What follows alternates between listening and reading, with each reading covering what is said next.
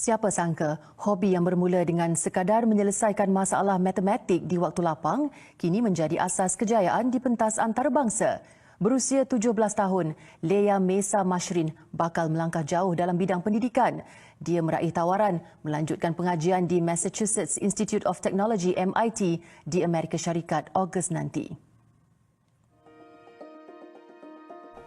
MIT yang merupakan salah satu institusi pendidikan terbaik di dunia bakal menjadi destinasi buat Leah sekaligus membuka peluang untuk dirinya melanjutkan pengajian dalam bidang sains komputer. Bagi saya, matematik itu satu hobi, jadi saya tak perlu risau sangat untuk menguruskan masa untuk bahagian itu sebab bila saya ada masa lapang, saya buat je matematik. Leah merupakan pelajar dari program Pusat Permata Pintar Negara sebelum meneruskan pengajian ke Kolej Marabanting. Pada awalnya, dia tidak menyangka impiannya untuk ke MIT menjadi kenyataan. Pada mulanya pun saya tak percaya yang saya dapat tawaran tu dan dekat portal tu saya check banyak kali untuk pastikan tawaran tu betul.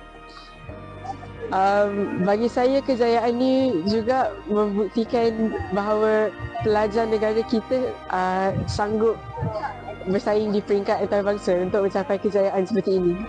Leah kini berada di Bosnia untuk program Maths Beyond Limit Balkan 2025.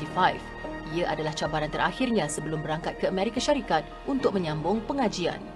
Bila saya menghadiri program matematik seperti camp ini, saya dikelilingi dengan pelajar-pelajar lain yang sangat hebat dari negara lain dan saya perlu bersaing di peringkat antarabangsa.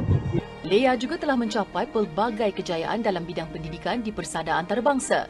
Antaranya International Future Scientists Conference IFSC 2023, Asian Pacific Mathematical Olympiad APMO 2024 serta International Mathematical Olympiad IMO untuk 3 tahun berturut-turut bermula 2023. Tawaran menyambung pengajian di MIT bukan sekadar kejayaan peribadi tetapi juga bukti bahawa pelajar Malaysia mampu bersaing di arena global.